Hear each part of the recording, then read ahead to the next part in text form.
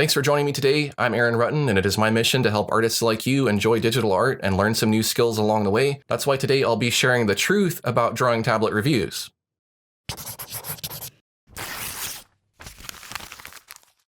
This is based on my own experience as a reviewer, combined with some of what I've observed from the review community on YouTube. I'm not trying to hate on anyone here, I'm just trying to keep it real for the sake of folks who watch reviews. Let me tell you what it's like to be a reviewer on YouTube.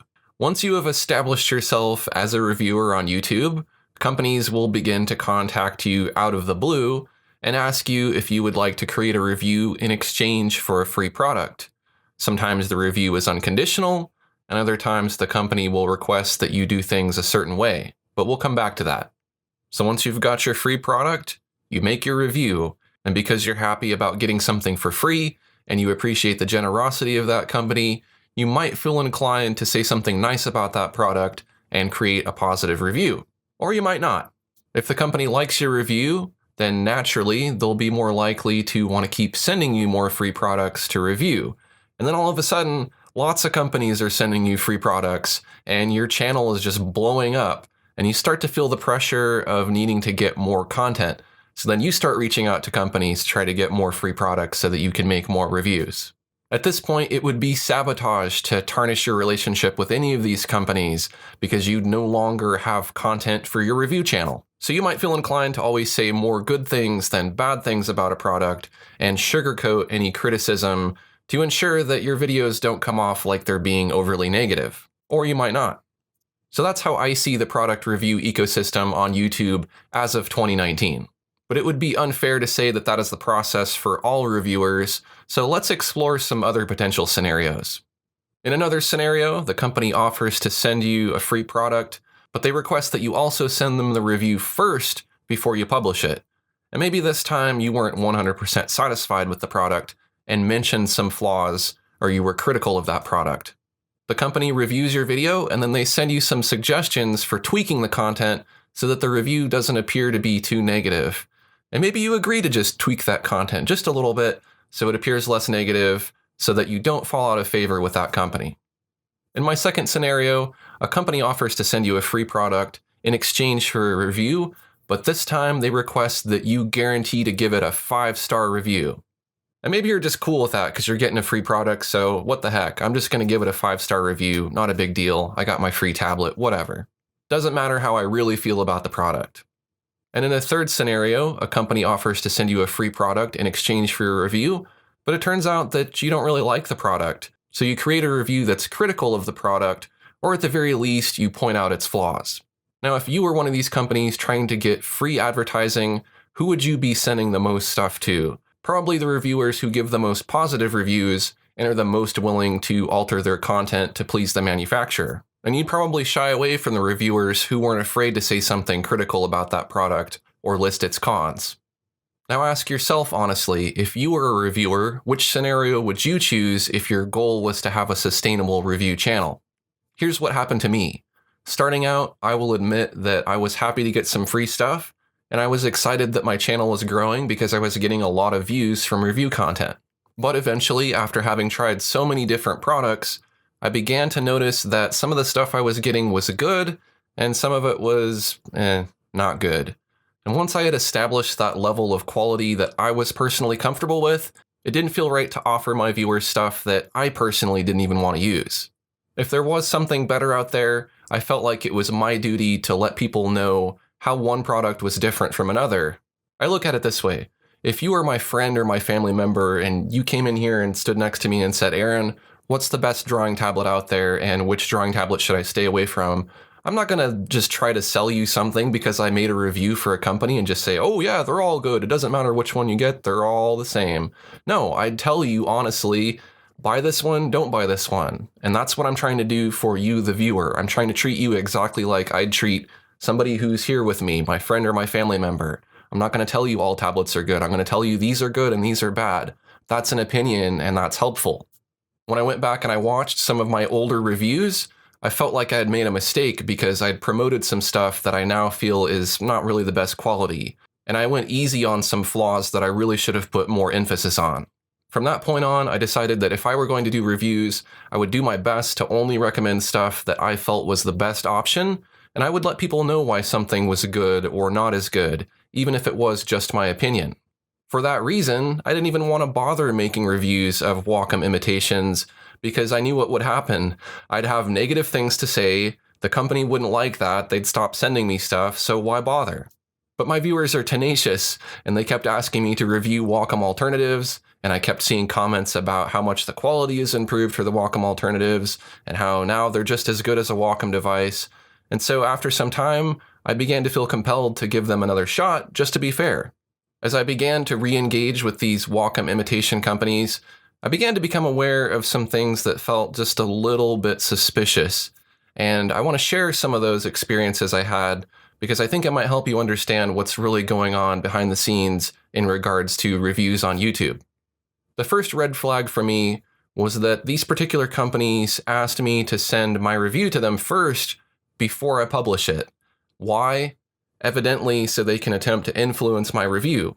It feels sort of like censorship because in my experience reviewing software and hardware from a range of different companies, this is an unusual request. Companies like Wacom or Logitech, who I have agreed to review products for, have not set conditions for my review. They just send me the device. They're like, here you go, Aaron, we're sending this to you. Go ahead and make a video about it. Cool. No big deal. So at this point, I'm used to being able to create the review and just publish it without having to send it somebody to have it approved first. Usually when companies want me to do a review, but they have conditions that I have to agree to first, I turn them down.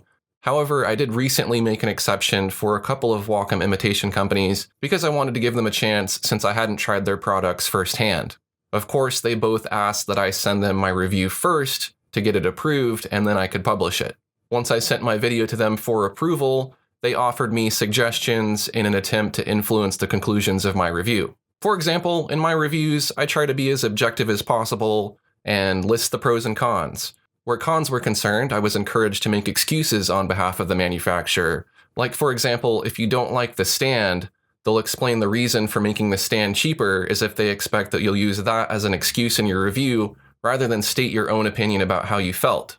I felt like I was being persuaded to change my opinion to be more forgiving, and that doesn't feel honest to me, so I didn't agree. I listed the cons in my reviews anyways, and while one company was okay with it, the other one put up a stink. When I shared the feedback I received from that company in my comments, they treated me like I just shared some kind of confidential information. It's like they were cool with me knowing that their product was flawed, I just wasn't supposed to share that information with the consumer. They were very sensitive to anything in my review that was not positive, even though they had acknowledged that the flaws were there themselves. That's why when I get comments on my reviews from people who are complaining that I'm being unfair about how I represent the quality of Wacom imitations, it's especially frustrating. But what really gets me is that before I even agree to do one of these reviews, I tell companies up front that I reserve the right to say whatever I want and that I will be honest and I'll list the pros and cons. And even so, these companies, through their attempt at intervention, were suggesting that I be less honest in favor of their product. Despite being well aware of their shortcomings, their marketing does its best to suggest to consumers that Wacom imitations are of the same quality, if not better.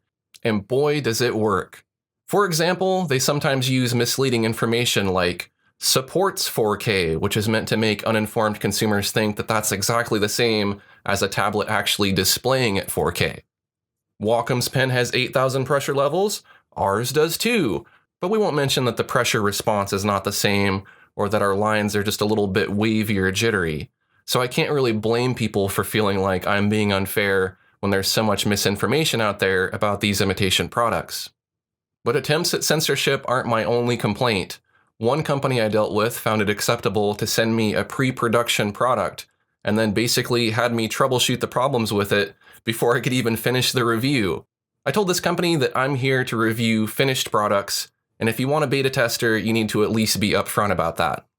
Needless to say, I was not happy about that because they were wasting my time. And it's not just reviewers that get stuck with quality control issues. Consumers are often offered buggy drivers when a new product is launched, and it's not until a later date that the driver issues are fixed in an update. I hear about this a lot in my comments, and I have to agree. I've personally never had much luck with these Wacom imitation drivers, Every single one I've ever tried to use has ended up requiring troubleshooting out of the box. In both of my recent reviews, I got stuck with drivers that didn't fully work, and I had to troubleshoot or create a workaround for my video to even be able to finish the review. So in other words, it kind of feels like these companies expect that reviewers also have to be beta testers. And even worse, you as the consumer essentially have to pay to beta test the product you purchase until hopefully a working driver is released. It shouldn't be that way. These products shouldn't ship with that many hardware or software defects, regardless of whether it's for a reviewer like myself or a consumer like you. So far, I've not been offered any more products to review by either of these companies I recently reviewed, so this leads me to believe that if you do not post a glowing review, these companies will end their relationship with you and stop sending you stuff to review. Surprise, surprise. Maybe I'm wrong, but that's the impression that I get. So basically, if I want to review these brands, it discourages me from putting too much emphasis on cons, and it leaves me little option other than to make a product appear better than it is in order to maintain a relationship with these companies. So what does that leave us with in terms of online reviews? Evidently, only the reviewers who leave a mostly positive review are going to be able to consistently get products to review, and those who do not give a glowing review won't. And you can't have a successful review channel if you don't have a steady stream of products to review. So many of the reviews out there are going to be skewed in favor of the company who sent the product for free. Of course, there are some exceptions like the reviews from people who purchased a product with their own money. I would say those are probably the most honest ones out there. And just to put things in context, I've said negative things about Wacom products, and they still send me products to review unconditionally. I've never had a Wacom representative complain about what I said about their products in a video. So I don't feel like Wacom is trying to influence my reviews or portray themselves as something that they're really not. Nevertheless, I'm sure that there are Wacom reviews out there that are overly positive because that particular reviewer wants to maintain that relationship and keep getting free stuff. I want you to know that I'm not about that. I'm only going to say what I feel and not let companies skew my content in their favor. So after my recent experiences with Wacom alternatives, I'm much more skeptical of how truly honest and objective some companies' reviews are. I'm not at all suggesting that other reviewers are being dishonest. I think many are telling the truth from their own perspective. And I can also see how, from a budget perspective, there are artists out there who are totally okay with a product having some flaws or things that I consider to be cons because that's what they can afford. I don't want to stop anybody from getting into digital art. I think it's great if you want to buy a Wacom alternative tablet, so long as you know what you're getting into. The problem is that most people aren't well informed and truly believe that a Wacom imitation is the same thing as a Wacom because of all the deceptive marketing. There are a lot of people who would be unhappy with a reviewer if they got a tablet that didn't perform well. They might feel like that reviewer was catering more to the company than the consumer, and that reviewer might lose some integrity. I don't want to be that reviewer. I don't believe that you can really take any review at face value, especially after finding out that some companies want to influence or even censor their reviewers. And this isn't unique to YouTube reviews, I see it on Amazon too. That's why it's always important to look at 1, 2, and 3-star reviews because you'll get a feel for the faults of the product that weren't omitted, overlooked, or sugarcoated. If certain companies have tried to persuade me to make less than honest reviews, that makes me concerned that this is happening across YouTube. It creates an environment where honest reviewers are being treated like they're unfairly representing products because there are so many other reviewers out there posting overly positive reviews in exchange for a free tablet. I'm not suggesting that anyone who posts a positive review is doing so because they got a free tablet, but come on, you know that's got to be happening to some degree. The question is, how much is it happening? It gives people who watch reviews a false sense of what the true quality of a product really is. It feels to me like YouTube reviews have become less about providing information to the consumers and more about promoting products on behalf of companies. I also can't help but notice that people consistently attack me in the comments when I say something negative about a Wacom alternative. I get disparaged a lot for having an opinion about what I like and what I don't like. Here's a fun game. Look in the comments of this video and count how many times I get called a shill, unfair, biased, or a Wacom fanboy. I don't get attacked in the same way for saying something negative about a Wacom device. The haters seem to come mostly from one side. And I think that's a condition that's been exacerbated in part by the censorship of reviewers by certain companies. I think a false narrative is being purposely cultivated in order to undercut the competition. It's a guerrilla marketing strategy that's undermining the fidelity of online reviews. Want the real reason why my opinion is so unpopular, despite there being clear evidence of the alternative's shortcomings? It's because a lot of work goes into suppressing that opinion. If I really wanted to take business away from these companies, I wouldn't even mention them on my channel at all, but that's not my goal.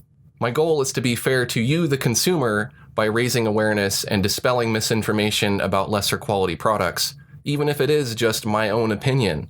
And at the end of the day, pros and cons are subjective. If you disagree with me, that's fine. I'm just a dude on the internet. But I owe it to my audience to have integrity. It's not worth it for me to say that everything is good, so I won't. The vast majority of my audience appreciates that about me, and I'd like to keep it that way, even if it means getting some hate from people who disagree with me. To give you an idea of how much I care about being honest, I was recently paid to review one of these Wacom imitations in a sponsored video, but I still ripped into the device because it was just straight up flawed. It wasn't a good device in my opinion, and so I was upfront about that in my review. I had zero interest in censoring my review in order to maintain a flow of more free stuff. That's not how I operate.